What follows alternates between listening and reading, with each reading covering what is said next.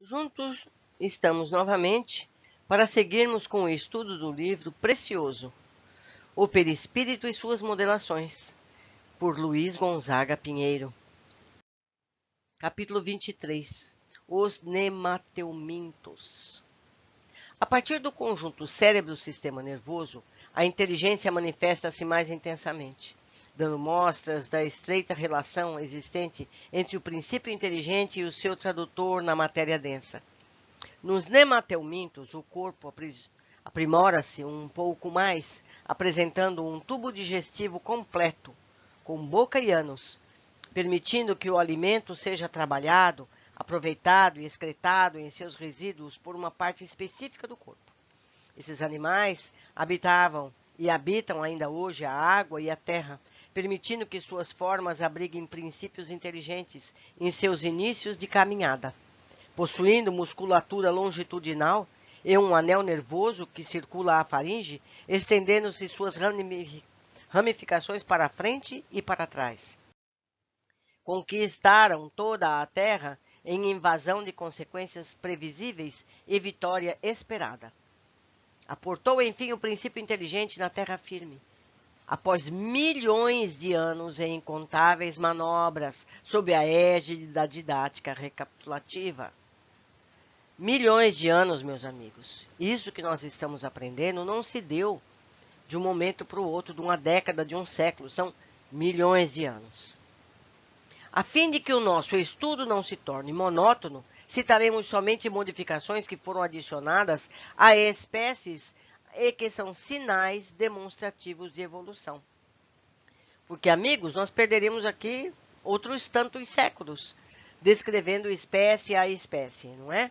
Então, vamos ver somente os grandes degraus. Os equinodermas.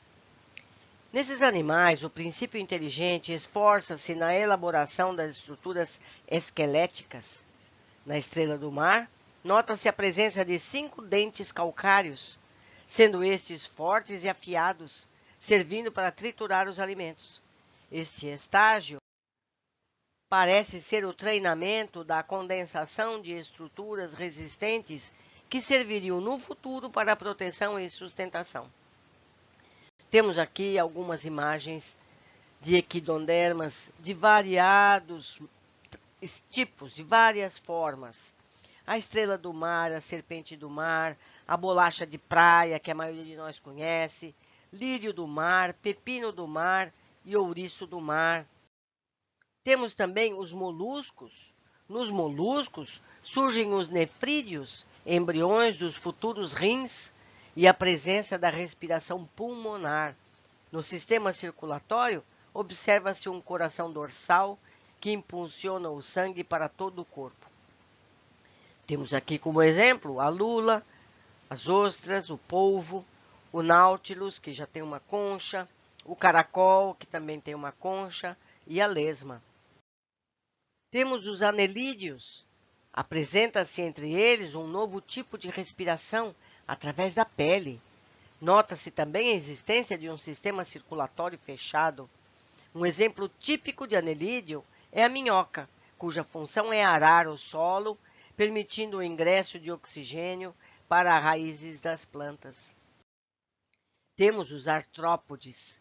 Em seu caminho, já com milhões de anos em constante treinamento, vamos encontrar o princípio inteligente locomovendo-se sobre patas articuladas, formadas por juntas ou articulações móveis.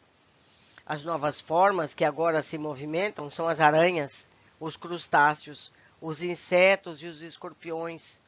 O corpo desses animais já apresenta certa rigidez devido a um exoesqueleto de quitina.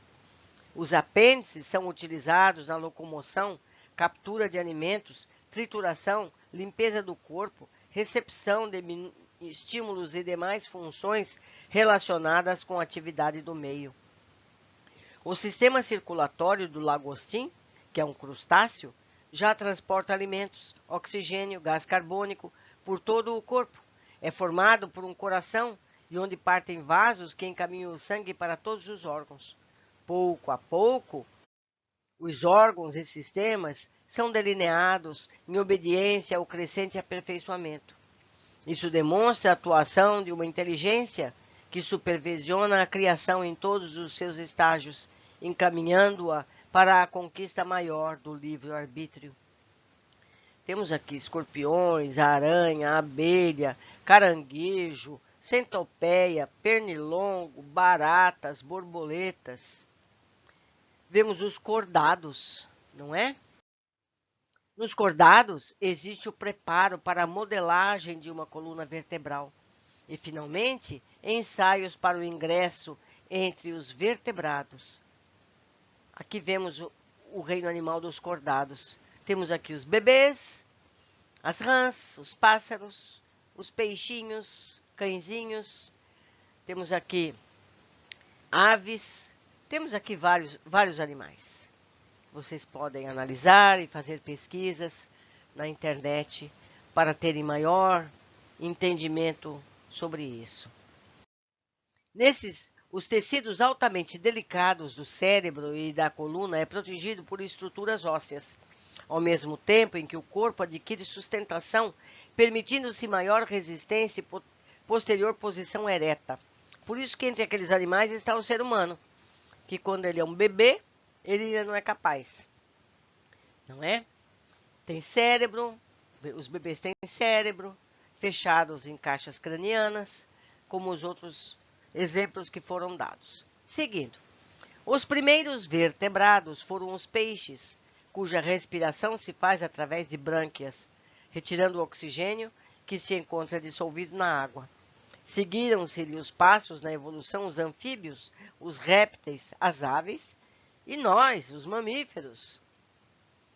Os tecidos de um vertebrado adulto surgem a partir de ectoderme, mesoderme, endoderme. Da ectoderme origina-se a pele, o sistema nervoso e a hipófise. Da mesoderme se diferenciam o esqueleto, os músculos, o aparelho urogenital, as membranas que revestem internamente os vasos sanguíneos e o coração, assim como a segunda camada da pele. Da endoderme estruturam-se o aparelho respiratório e digestivo. Há mais de 1 milhão de anos atrás, quando os primatas habitavam a Terra como último produto da evolução, eis que uma raça de antropóides se diferencia das demais, adquirindo forma humanoide e mudanças de hábitos. O grande passo, meus amigos. Queremos aqui ressaltar que o homem não surgiu do macaco, na interpretação de muitos atribuem a esse fato. O que houve, na realidade, é que certa raça de antropóides que apresentava características mais favoráveis a uma humanização foi auxiliada por entidades espirituais de conhecimentos muito superiores que introduziram na forma perispiritual e no código genético significativas modificações, induzindo-a, por ocasião do seu retorno à matéria, a uma transformação física. Certo? Então, houve uma interferência de planos espirituais para que fosse dado esse passo. A prova de que tanto o homem como o macaco partiram de um ponto comum é o parentesco ainda existente entre os seus tipos sanguíneos, pois sabemos que o sangue dos macacos antropóides assemelha-se ao do homem. Quanto aos grupos, a partir dessas mudanças nos antropóides, tivemos os primeiros homens ainda bestializados, são humanoides, em virtude do arquivo de conhecimentos ainda muito restrito, o código genético não estar aperfeiçoado, a matéria densa mostrar-se ainda muito imperfeita para grandes programações. O índice cefálico do homem primitivo oscilava entre 450 e 650 centímetros cúbicos, o que pouco diferenciava dos outros antropóides. Contudo, o tempo assistiu ao longo peregrinar dos australopitecos até o homem de Cro-Magnon, apresentando o homem atual com capacidade craniana variando entre 1.220 a 1.500 centímetros cúbicos, quer dizer, quase 3 vezes mais, e muitas conquistas científicas já bem sólidas. O aumento do índice cefálico foi estimulado pela liberação das mãos, o que tornou possível graças à diminuição dos dentes e maxilares, com regressão proporcional da musculatura e ossos de apoio. As imagens a seguir foram substituídas, quer dizer, eu tirei, não pus as do livro e pus melhores, para que possa ser vista com mais conforto por vocês aqui no vídeo, certo? Muitas já observadas nos capítulos anteriores, inclusive. Anelídeo, anatomia interna de uma minhoca. Temos aqui, ó, certo? As imagens de melhor definição, melhor detalhamento.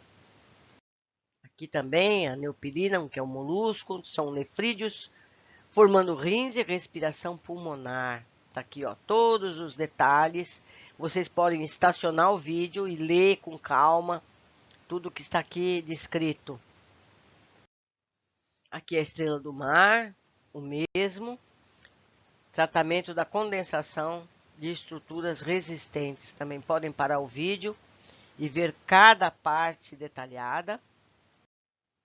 Aqui tem o ascaris, que é um nematomintos, tubo digestivo completo, com maior organização do sistema digestivo. Vamos ver os artrópodos. Aqui, ó, tá vendo? Lagostas. Vocês podem ver os apêndices usados na locomoção, captura, trituração, limpeza do corpo e outras funções. Aperfeiçoamento do cérebro e da coluna vertebral.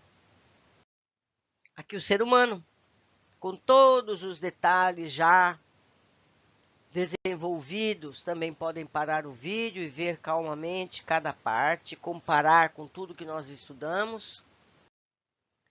E aqui a evolução do cérebro, desde o Australopithecus até o presente, né? São de 2 a 3 milhões de anos, que levou do Australopithecus até os humanos atuais, certo? Não são 300 anos, não são 3.000 anos, são 3 milhões de anos. Tudo é lento e gradual, nada dá saltos na natureza e muito menos no espírito. Foi um prazer estar aqui com vocês. Eu aguardo a todos nos próximos capítulos. Já estamos chegando na parte do perispírito como nós temos hoje. Abraços e até breve.